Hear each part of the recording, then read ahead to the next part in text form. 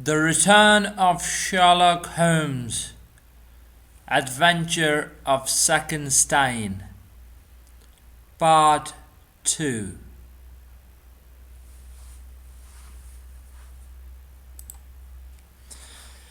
Did this maid wife of his carry it off with her?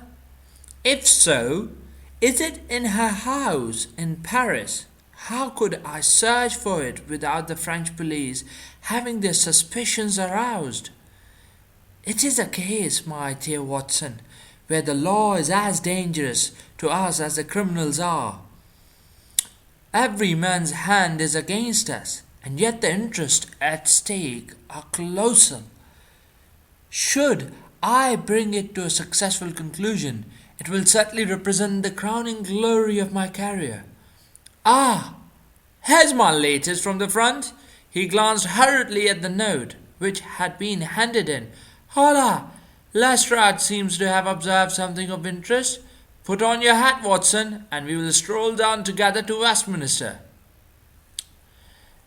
It was my first visit to the scene of the crime, a high, dingy, narrow-chested house, prim, formal and solid, like the century which gave it birth. Lestrade's bulldog features gazed out at us from the front window, and he greeted us warmly when a big constable had opened the door and let us in.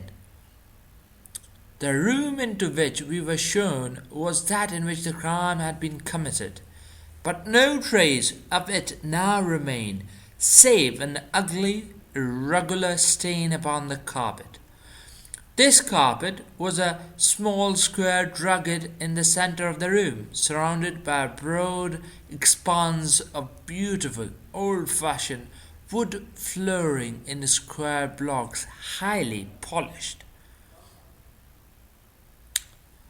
Over the fireplace was a magnificent trophy of weapons, one of which had been used on that tragic night. In the window, however, was a sumptuous writing desk, and every detail of apartment, the pictures, the rugs, and the hangings, all pointed to taste which was luxurious to the verge of effeminacy.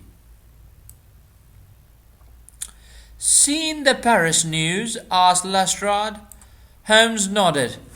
"Our French friend seems to have touched the spot this time. No doubt it's just as they say. She knocked at the door, surprise visit, I guess, for he kept his life in watertight compartments. He let her in, couldn't he? Couldn't keep her in the street. Couldn't keep anyone, his wife, in the street. She told him how she had traced him, reproached him. One thing led to another, and then with dagger so handy the end soon came. It wasn't all done in an instant, though, for these chairs were all swept over yonder, and he had one in his hands as if he had tried to hold her off with it. We've got it all clear, as if we had seen it." Holmes raised his eyebrows. "And yet you have sent for me? Why?" "Ah, yes. That's another matter, a mere trifle, but the sort of thing you take an interest in. Queer, you know, and what you might call freakish. It has nothing to do with the main fact, can't have on face of it. What is it then?" "Well, you know, after a crime of this sort, we are very careful to keep things in their position. Nothing has been moved. Officer in charge here day and night. This morning, as the man was buried and the investigation over so far as this room is concerned, we thought we could tidy up a bit. This carpet, you see, it is not fastened down, only just laid there. We had occasion to raise it. We found—" "Yes, we found." Holmes' face grew tense with anxiety. "Well, I'm sure you would never guess in 100 years. What did we find?" "You see that stain on that carpet?" "Well, a great deal must have soaked through, must it not?" "Undoubtedly it must." "Well, you will be surprised to hear that there is no stain on the white woodwork to correspond." "No stain? But there must." "Yes, So you would say, but the fact remains that there isn't. He took the corner of the carpet in his hands and turning it over, he showed that it was indeed as he said. But the underside is as stained as the upper. It must have left a mark. Lestrade chuckled with delight at having puzzled the famous expert. Now I'll show you the explanation, and one which will also puzzle you. There is a second stain, but it does not correspond with the other. See for yourself. As he spoke, he turned over another portion of the carpet, and there, sure enough, was a great crimson spill upon the square white facing of the old-fashioned floor. What do you make of that, Mr. Holmes? Why, it is simple enough. The two stains did correspond, but the carpet has been turned round. As it was square and unfastened, it was easily done. The official police don't need you, Mr. Holmes, to tell them that the carpet must have been turned round. That's clear enough, for the stains lie above each other. If you lay it over this way, but what I want to know is who shifted the carpet and why. I could see from Holmes' rigid face that he was vibrating with inward excitement. Look here, Lestrade, said he. Has that constable in the passage been in charge of the place all the time? Yes, he has. Well, take my advice. Examine him carefully. Don't do it before us. We'll wait here. You take him into the back room. You'll be more likely to get a confession out of him alone. Ask him how he dared to admit people and leave them alone in this room. Don't ask him if he has done it. Take it for granted. Tell him you know someone has been here. Press him. Tell him that a full confession is his only chance of forgiveness. Do exactly what I tell you.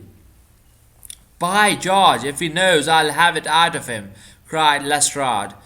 He darted into the hall, and a few moments later his bullying voice sounded from the back room.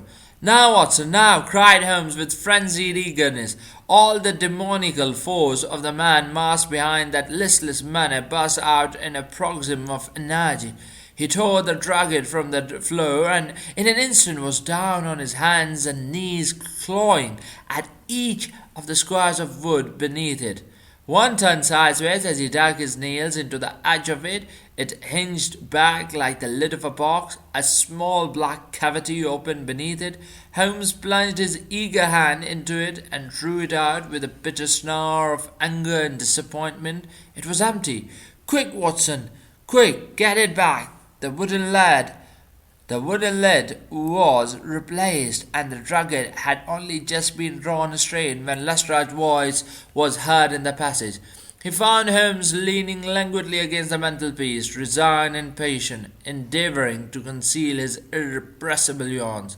Sorry to keep you waiting, Mr. Holmes.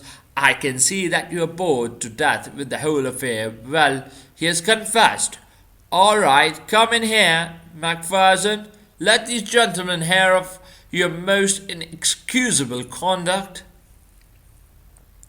The big constable, very hot and penitent, settled into the room. I meant no harm, sir, I'm sure. The young woman came to the door last evening, mistook the house, she did, and then we got talking. It's a bit lonesome here when you're on duty here all day. Well, what happened then? She wanted to see where the crime was done. Had read about it in the papers, she said. She was a very respectable, well-spoken young woman, sir, and I saw no harm in letting her have a peep. When she saw that mark on the carpet down, she dropped on the floor and lay as if she were dead. I ran to the back and got some water, but I could not bring her to. Then I went round the corner to the ivy plant and found no one. Just for some brandy. By the time I had brought it back, the young woman had recovered and was off, ashamed of herself, I dare say, and dared not face me. How about moving that drugget? Well, sir, it was a bit rumbled, certainly when I came back. You see, she fell on it and it lies on a polished floor with nothing to keep it in place. I straightened it out afterwards. It's a lesson to you that you can't deceive me, Constable Macpherson, said Lestrade with dignity. No doubt you thought that your breach of duty could never be discovered. And yet, a mere glance at the drugget was enough to convince me that someone had been admitted to the room. It's lucky for you, my man, that nothing is missing, or you would find yourself in Queer Street. I'm sorry to have called you down over such a petty business, Mr. Holmes, but I thought the point of the second stain not corresponding with the first would interest you. Certainly it was most interesting. Has this woman only been here once, Constable? Yes, sir, only once. Has this woman only here? Has this woman only been here once, Constable? Yes, sir, only once. Who was she? Don't know the name. Was answering an advertisement about typewriting and came to the wrong number. Very pleasant, genteel young woman, sir. Tall and handsome? Yes, sir. She was well-grown young woman. I suppose you might say she was handsome. Perhaps some would say she was very handsome. Oh, officer, do let me have a peep, says she. She had pretty coaxing ways, as you might say, and I thought there was no harm in letting her just put her head through the door. How was she dressed? Quite a long mantle down to her feet. What time was it? It was just growing dusk at the time. They were lighting the lamps as I came back with the brandy. Very good, said Holmes. Come, Watson, I think that we have more important work elsewhere. As we left the house, Lestrade remained in the front room while the repentant constable opened the door to let us out. Holmes turned on the step and held something in his hand. The constable stared intently. Good Lord, sir, he cried with amazement on his face. Holmes put his finger on his lips, replaced his hand in his breast pocket, and burst out laughing as we turned down the street. Excellent, said he. Come, friend Watson, the curtain rings up for the last act. You will be relieved to hear that there will be no war, that the Right Honourable Trelawney Hope will suffer no setback in his brilliant career, that the indiscreet sovereign will receive no punishment for his indiscretion, that the Prime Minister will have no European complication to deal with, and that, with a little tact and management upon our part, nobody will be a penny the worse for what might have been a very ugly incident. My mind filled with admiration for this extraordinary man. You have solved it. Hardly that, Watson. There are some points which are as dark as ever, but we have so much that it will be our own fault if we cannot get the rest. We will go straight to Whitehall Terrace and bring the matter to an end. When we arrived at the residence of the European Secretary, it was for the Lady Hilda Trelawney Hope that Sherlock Holmes inquired. We were shown into the morning room. Mr. Holmes, said the lady, and her face was pink with indignation, this is surely most unfair and generous upon your part. I desired, as I have explained, to keep my visit to you a secret, lest my husband should think that I was intruding into his affairs, and yet you compromise me by coming here and so showing that there are business relations between us. Unfortunately, madame, I had no possible alternative. I have been commissioned to recover this immensely important paper. I must therefore ask you to please be kind enough and place it in my hands. The lady sprang to her feet, with the colour all dashed in an instant from her beautiful face. Her eyes glazed, she tottered. I thought that she would faint. Then with a grand effort she rallied from the shock, and supreme astonishment and indignation chased every other expression from her features. You insult me, Mr. Holmes. Come, madam, it is useless. Give up the letter. She darted to the bell. The butler shall show you out. Do not ring Lady Hilda. If you do, then all my honest efforts to avoid a scandal will be frustrated. Give up the letter and all will be set right. If you'll work with me, I can arrange everything. If you work against me, I must expose you. She stood grandly defiant, a queenly figure, her eyes fixed upon his as if she would read his very soul. Her hand was on the bell, but she had forborne to ring it. "You are trying to frighten me." "It is not a very manly thing, Mr. Holmes, to come here and browbeat a woman. You say that you know something. What is it that you know?" "Pray sit down, madam. You will hurt yourself there if you fall." "I will not speak until you sit down." "Thank you." "I give you 5 minutes, Mr. Holmes." One is enough, Lady Hilda. I know of your visit to Edward Lucas, of your giving him this document, of your ingenious return to the room last night, and of the manner in which you took the letter from the hiding place under the carpet." She stared at him with an ashen face and gulped twice before she could speak. "You are mad, Mr. Holmes, you are mad," she cried. At last he drew a small piece of cardboard from his pocket. It was the face of a woman cut out of a portrait. "I have carried this because I thought it might be useful," said he. "The policeman has recognized you." She gave a gasp and her head dropped back in the chair. "Come, Lady Hilda, you have the letter. The matter may still be adjusted. I have no desire to bring trouble to you. My duty ends when I have returned the lost letter to your husband. Take my advice, and be frank with me. It is your only chance." Her courage was admirable. Even now she could not own defeat. "I tell you again, Mr. Holmes, that you are under some absurd illusion." Holmes rose from his chair. "I am sorry for you, Lady Hilda. I have done my best for you. I can see that it is all in vain." He rang the bell. The butler entered. "Is Mr. Trelawney Hope at home?" "He will be home, sir, at 1:45. Holmes glanced at his watch. "Still a quarter of an hour," said he. "Very good. I shall wait." The butler had hardly closed the door behind him when Lady Hilda was down on her knees at Mr. Holmes' feet, her hands outstretched, her beautiful face upturned and wet with her tears. "Oh, spare me, Mr. Holmes, spare me!" she pleaded in frenzy of supplication. "For heaven's sake, don't tell him. I love him so. I would not bring one shadow on his life, and this, I know, would break his noble heart."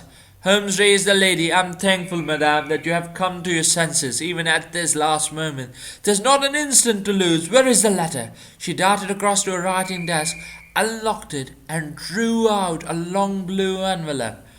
"Here it is, Mr. Holmes. Would to heaven I had never seen it." "How can we return it?" Holmes muttered. "Quick, quick! We must think of some way. Where is the dispatch box?" "Still in his bedroom." "What a stroke of luck! Quick, madam, bring it here." A moment later she appeared with a red flat box in her hand. "How did you open it before? You have a duplicate key?" "Yes, of course you have. Open it." From out of her bosom Lady Hilda had drawn a small key. The box flew open. It was stuffed with papers. Holmes thrust the blue envelope deep down into the heart of them, between the leaves of some other document. The box was shut, locked, and returned to the bedroom. "Now we are ready for him," said Holmes. "We have still 10 minutes. I am going far to screen you, Lady Hilda. In return you will spend the time in telling me frankly the real meaning of this extraordinary affair." "Mr. Holmes, I will tell you everything," cried the lady. "Oh, Mr. Holmes, I would cut off my right hand before I gave him a moment of sorrow. There's no woman in all London who loves her husband as I do, and yet if he knew how I acted, how I've been compelled to act, he would never forgive me. For his own honour he stands so high. I just can't imagine what I did. That he could not forget or pardon a lapse in another. Help me, Mr. Holmes. My happiness, his happiness, our lives are at stake. Quick, madam, the time grows short." "It was a letter of mine, Mr. Holmes, an indiscreet letter, written before my marriage. A foolish letter, a letter of an impulsive, loving girl. I meant no harm, and yet he would have thought it criminal. Had he read that letter, his confidence would have been forever destroyed. It is Years since I wrote it. I thought that the whole matter was forgotten. Then at last I heard from this man, Lucas, that it had passed into his hands, and that he would lay it before my husband. I implored his mercy. He said that he would return my letter if I would bring him a certain document which he described in my husband's dispatch box. He had some spy in the office who had told him of its existence. He assured me that no harm could come to me or my husband. Put yourself in my position, Mr. Holmes. What was I to do? Take your husband into your confidence, madam. I could not, Mr. Holmes. I could not. On the one side seemed certain ruin, on the other, terrible as it seems to take my husband's paper. Still, in a matter of politics, I could not understand the consequences, while in a matter of love and trust, they were only too clear to me. I did it, Mr. Holmes. I took an impression of his key. This man Lucas furnished a duplicate. I opened his dispatch box, took the paper, and conveyed it to Godolphin Street. What happened there, madam? I tapped at the door as agreed. Lucas opened it. I followed him into his room, leaving the hall door ajar behind me, for I feared to be alone with the man. I remember that there was a woman outside as I entered. Our business was soon done. He had my letter on his desk. I handed him the document. He gave me the letter. At this instant there was a sound at the door. There were steps in the passage. Lucas quickly turned back the rugged, thrust the document into some hiding place there, and covered it over. What happened after that is like some fearful dream. I have a vision of a dark, frantic face of a woman's voice, which screamed in French, "My waiting is not in vain. At last, I've found you with her." There was a savage struggle. I saw him with a chair in his hand. A knife gleamed in hers. I rushed from the horrible scene, ran from the house, and only next morning in the paper did I learn the dreadful result. That night I was happy, for I had my letter, and I had not seen yet what the future would bring. It was the next morning that I realized that I had only exchanged one trouble for another. My husband's anguish at the loss of his paper went to my heart. I could hardly prevent myself from there and then kneeling down at his feet and telling him what I had done. But then again would mean a confession of the past. I came to you that morning in order to understand the full enormity of my offence. From the instant that I grasped it, my whole mind was turned to the one thought of getting back my husband's paper. It must still be where Lucas had placed it, for it was concealed before this dreadful woman entered the room. If it had not been for her coming, I should not have known where his hiding place was. How was I to get into the room? For 2 days I watched the place, but the door was never left open. Last night I made a last attempt. What I did and how I succeeded you have already learned. I brought the paper back with me and thought of destroying it, since I could see no way of returning it without confessing my guilt to the husband. Heavens! I had certainly made him lost. Heavens! I hear his step upon the stair. The European secretary burst excitedly into the room. "Any news, Mr. Holmes? Any news?" he cried. "I have some hopes," said Holmes. "Ah, thank heaven!" His face became radiant. The Prime Minister is lunching with us. May he share your hopes. He has nerves of steel, and yet I know that he has hardly slept since this terrible event. Jacobs, will you ask the Prime Minister to come up? As to you, dear, I fear that this is a matter of politics. We will join you in a few minutes in the dining room. The Prime Minister's manner was subdued, but I could see by the gleam of his eyes and the twitching of his bony hands that he shared the excitement of his young colleague. "I understand that you have something to report, Mr. Holmes?" "Purely negative as yet, my friend," answered. "I have inquired at every point where it might be, and am sure that there is no danger to be apprehended." "But that is not enough, Mr. Holmes. We cannot live forever on such a volcano. We must have something definite. I'm in hopes of getting it. That is why I am here. The more I think of the matter, the more I am convinced that the letter has never left this house." "Mr. Holmes, if it had, it would certainly have been public by now." But why should anyone take it in order to keep it in his house? I'm convinced that anyone did take it. Then how could it leave the dispatch box? I'm not convinced that it ever did leave the dispatch box. Mr. Holmes, this joking is very ill-timed. You have my assurance that it left the box. Have you examined the box since Tuesday morning? No, it wasn't necessary. You may conceivably have overlooked it. Impossible, I say. But I am not conceived of it. I have known such things to happen. I presume there are other papers there. Well, it may have got mixed with them. It was on the top. Someone may have, shaken the box and displaced it. No, I had everything out. Surely it is easily settled. Hope, said the Prime Minister. Let us have the dispatch box brought in. The secretary rang the bell. Jacobs, bring down my dispatch box. This is ferocious waste of time, but still, if nothing else will satisfy you, it shall be done. Thank you, Jacobs. Put it here. I have always had the key on my watch hand. Here are the papers. You see, letter from Lord Marrow, report from Sir Charles Hardy, memorandum from Belgrade, note on Russia-German, grain taxes, letter from Madrid, note from Lord Flores. Good heavens! What is this? Lord Billinger. The Premier snatched the blue envelope from his hand. Yes, it is it, and the letter is intact. Hope I congratulate you. Thank you, thank you.